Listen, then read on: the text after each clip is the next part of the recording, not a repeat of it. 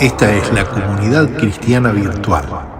Vamos a ser familia, una comunidad, todos juntos. Bienvenidos. Buen día a todos. Espero que todos se encuentren bien. Quisiera comentarles una experiencia que tuve. Titulado este sermón Encuentro con el Cristo resucitado.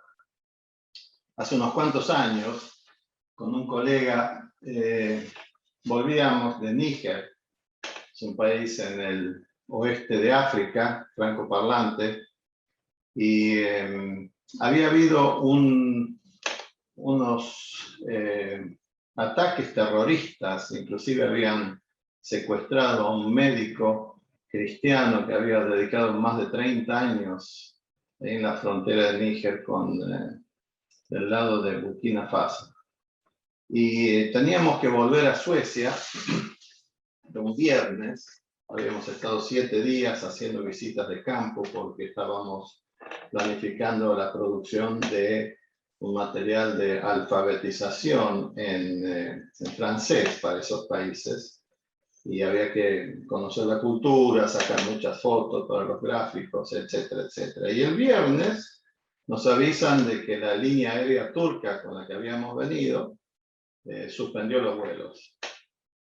Y eran las 5:30 de la tarde. Y yo tenía que estar predicando en una iglesia en Suecia. Afif ha estado ahí en esa iglesia también, en Ulricehamn. Y el domingo a las 11. La cosa que veníamos del campo cuando tuvimos señal de celular, tratamos de tomar contacto con distintas líneas aéreas y nos enteramos que quizás a las 2:30 de la mañana pasaba un avión de la de la Moroccan Airlines, la Royal Moroccan Airlines, que iba para Marruecos y de ahí podíamos tomar un avión a Estocolmo. La cosa que eran las 2:30 de la mañana y estábamos ahí esperando, éramos poquititos, éramos 5 o 6. Y a las 2:30 sentimos el ruido de un avión que bajó y pudimos ir hasta Casablanca, cambiar avión, llegar a Estocolmo. Y después de esperar varias horas, un avión a Gotemburgo, donde vive mi hermana, en una isla afuera de Gotemburgo, así que a las 12 de la noche llegué a la casa de mi hermana y teníamos que salir a las 7 de la mañana para la otra ciudad donde tenía que predicar el día siguiente. Lo interesante de todo esto que preparé el sermón en mi celular en sueco durante el viaje. Y durante ese viaje tenía unos hermosos niños africanos, 3 niños africanos que se hicieron amigos míos y se me tiraban encima y tengo unas fotos hermosas de esos niños y se hicieron amigos y la madre feliz, la madre feliz. La cosa que lo que les voy a compartir ahora fue lo que prediqué ese domingo y el tema fue que empecé la predicación con estoy cansado. Estoy muy cansado, pero muy cansado. Y conté un poquito de mis aventuras esos días anteriores y compartí la predicación. También compartí parte de esto en ese mismo tiempo con nuestra congregación acá. Y la pregunta es la siguiente. ¿Has tenido un encuentro especial con Jesús en tu vida? ¿Te acordás de ese momento? ¿Hubo un antes y un después de ese momento? Yo me acuerdo muy bien de ese momento. Me marcó para el resto de mi vida. Y quisiera que analicemos un poquito. Quisiera hablar de un personaje del Nuevo Testamento del cual nunca escuché predicar más que comentarios, era del círculo íntimo de Jesús, comentarios más bien negativos, ¿no? Y era si yo les pregunto quién era, me acuerdo cuando lo pregunté en nuestra congregación, alguien dijo Judas, pero no era Judas, no es Judas, sino que es Tomás, el que dudó. Cuando se hace un ejemplo de alguien que duda, muchas veces se lo nombra negativamente a Tomás. Y quisiera analizar un poquito a Tomás. Dudó de la palabra, del testimonio de los demás discípulos. Esa historia comienza con una tragedia, ¿verdad? Jesús había muerto, crucificado, había sido sepultado, los discípulos habían sido esparcidos con desesperanza, con incredulidad, mucha gente decepcionada y confusa, lo habían visto hacer milagros, oído cuando proclamaba su deidad, era el Hijo de Dios, habían escuchado sus enseñanzas, lo habían visto caminar sobre las aguas. Mucha gente pensó que iba a derrocar al César y liberarlos del yugo de Roma, que establecería el reino de Dios en la tierra, pero aparentemente no había podido detener su propio asesinato. Algunos de sus discípulos pensaban que se había terminado la linda aventura. ¿Cómo se sentiría Pedro luego de haberlo negado 3 veces? Con casi nada de instigación. Una muchacha le hizo unas preguntas. ¿Cómo nos sentiríamos nosotros en esa situación? Eran amigos en las buenas, pero ninguno quería su propia corona de espinas. Todo cambió. Leamos en Juan capítulo 20, versículo 19 en adelante. Al atardecer de aquel primer día de la semana, estando reunidos los discípulos a puerta cerrada, por temor a los judíos, entró Jesús y poniéndose en medio de ellos los saludó. La paz sea con ustedes. Dicho esto, les mostró las manos y el costado. Al ver al Señor, los discípulos se alegraron. La paz sea con ustedes, repitió Jesús. Como el Padre me envió a mí, así yo los envío a ustedes. Acto seguido sopló sobre ellos y les dijo, reciban el Espíritu Santo. A quienes les perdonen sus pecados, les serán perdonados. A quienes no se los perdonen, no les serán perdonados. Tomás, al que apodaban el gemelo, y que era uno de los 12, no estaba con los discípulos cuando llegó Jesús. Miren qué error interesante. Apartarse del grupo. Apliquémoslo ahora a nosotros. Estar fuera de la comunión. Esto hace que nos expongamos a dudas. No estamos presentes cuando Dios se manifiesta. Eso es lo que pasó con Tomás. Y dice que los discípulos le dijeron, hemos visto al Señor. Mientras no vea la marca de los clavos en sus manos y meta mi dedo en sus marcas y mi mano en su costado, no lo creeré, respondió Tomás. Una semana más tarde estaban los discípulos de nuevo en la casa y Tomás estaba con ellos. Aunque las puertas estaban cerradas, Jesús entró y poniéndose en medio de ellos los saludó. La paz sea con ustedes. Luego dijo a Tomás, pon tu dedo aquí y mira mis manos. Acerca tu mano y métela en mi costado. Y no seas incrédulo, sino hombre de fe.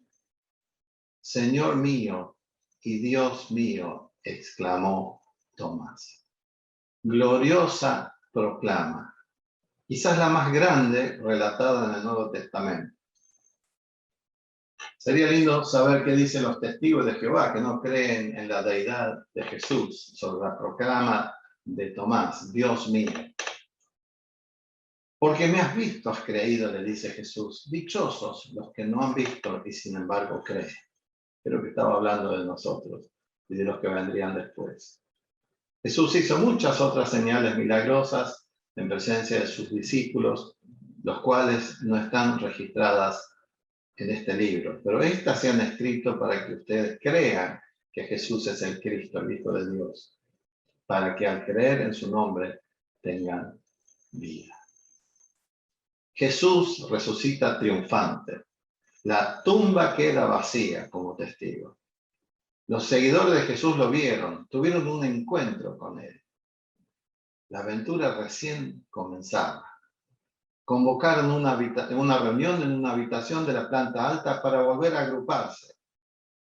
Todo estaba progresando bien para todos, excepto para Tomás. Los demás trataron de persuadirlo en cuanto a haber visto a Jesús. Pero pasaba lo mismo.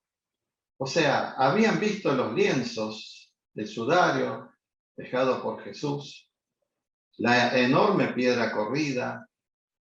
María Magdalena había tenido un encuentro personal con Jesús, la primera de las mujeres. Las mujeres habían conversado con él, muchos dieron testimonio de encuentro con Jesús.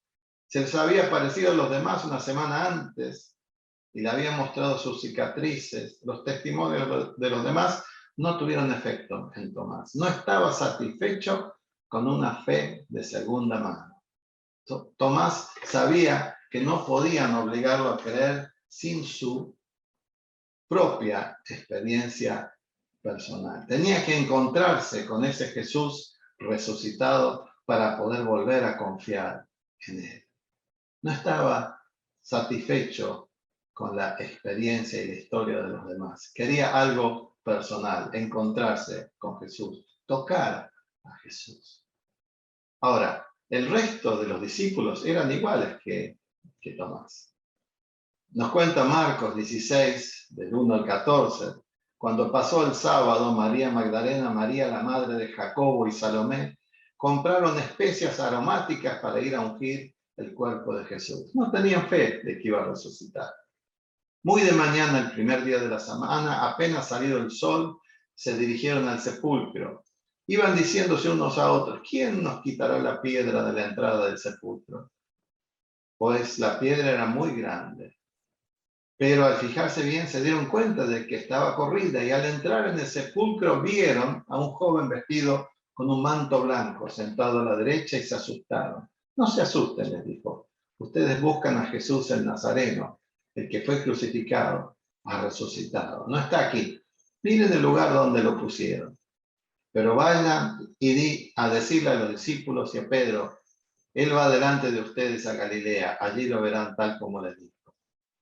Y fíjense la reacción en el versículo 8, temblorosas y desconcertadas. Las mujeres salieron huyendo del sepulcro. No dijeron nada a nadie porque tenían miedo.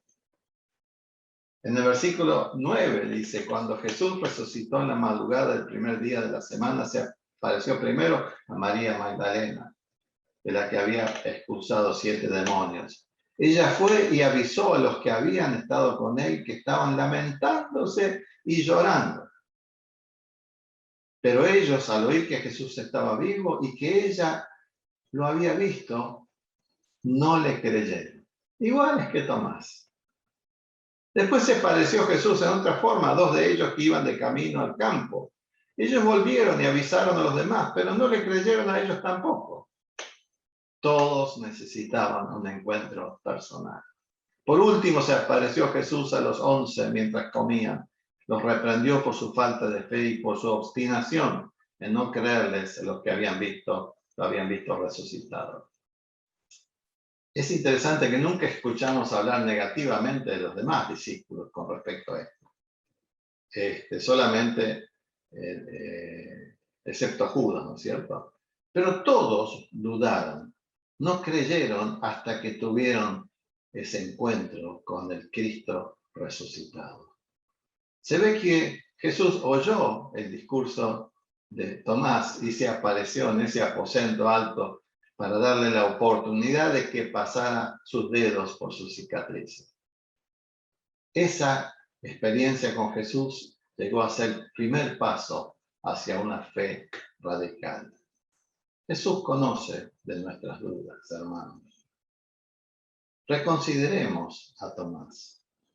Pareciera como que Tomás es una vergüenza para el cristianismo. ¿Es? Nadie que busca la verdad es una vergüenza. Casi que encontramos consuelo en la persona de Tomás. No estaba conforme sin una fe de primera mano. Él mismo quería ser testigo. Era un hombre en búsqueda de una fe genuina. Quería buenas razones para creer antes de comprometerse por una causa que podía causarle la vida misma. Por esa razón, para mí, no es una vergüenza para el cristianismo. En realidad, es uno de nuestros héroes, como Pablo, Pedro, Moisés, Noé, Abraham, David. Es un galardón porque Jesús se le acercó, se le reveló personalmente y su fe le llevó a partir como misionero y morir como mártir por causa del Evangelio. Sin duda apareció primero por su deseo de conocer la verdad. No estaba tratando de huir de la verdad, sino que quería su propia experiencia con Jesús, basada en la verdad. Todos nosotros hemos buscado la verdad a través de un encuentro con Jesús.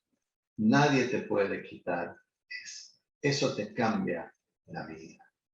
En efecto, la duda de Tomás fue un motor para una búsqueda de algo más profundo. Su duda surgió del deseo de conocer a Jesús por sí mismo, con certeza. Él sabía que no podía participar de una historia, una saga, a menos que Jesús estuviera vivo. Estaba tratando desesperadamente de aferrarse a su fe, a pesar de la crisis de la crucifixión. Tenía suficiente fe como para estar ahí. Muy dentro del corazón creía, pero también sospechaba que Jesús, su amigo, tendría una experiencia solo para él. Cada experiencia con Jesús es personal y única. Jesús sabía que Tomás necesitaba creer y estaba dispuesto a darle la experiencia, lo mismo que a cada uno de nosotros. Muchos cristianos se beneficiarían con ser más como Tomás. No vivir por la experiencia de otros, sino por su propia experiencia. Muchas veces se vive un cristianismo nominal, un cristianismo cultural.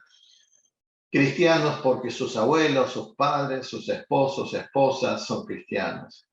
Y como suele decir el dicho, Dios no tiene nietos, porque mis padres sean seguidores de Jesús, no soy automáticamente un hijo de Dios. Dios no tiene nietos. Necesitamos hombres y mujeres que estén dispuestos a vivir no de los residuos de los parientes, sino su propia fe, basada en una experiencia personal con Dios.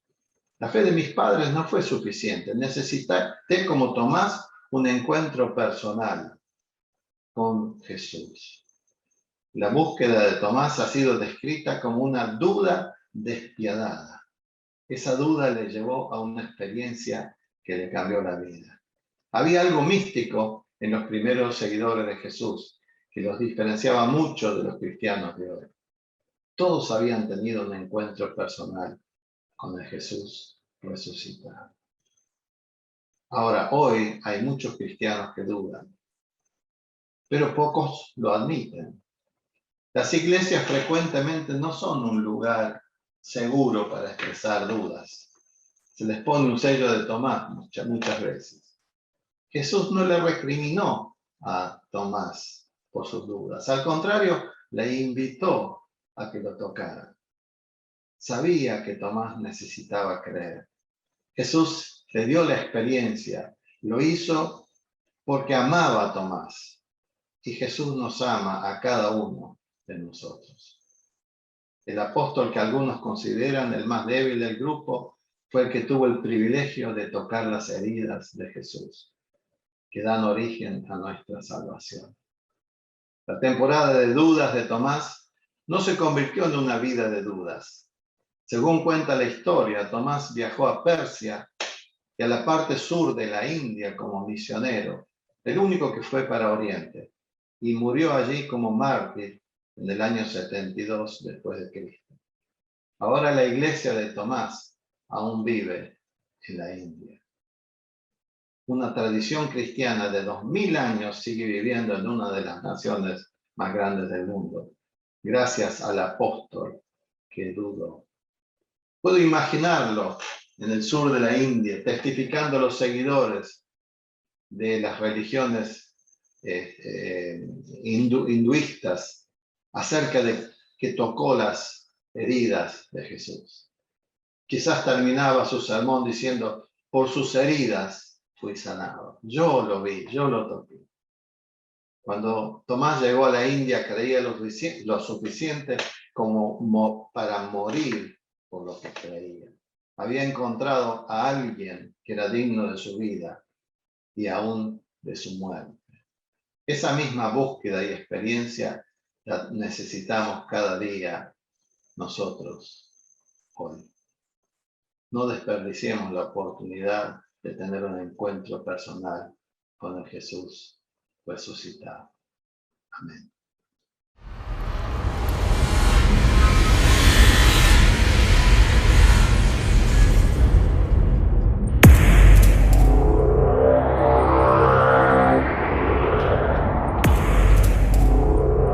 Esta es la comunidad cristiana virtual. Vamos a ser familia, una comunidad, todos juntos. Bienvenidos.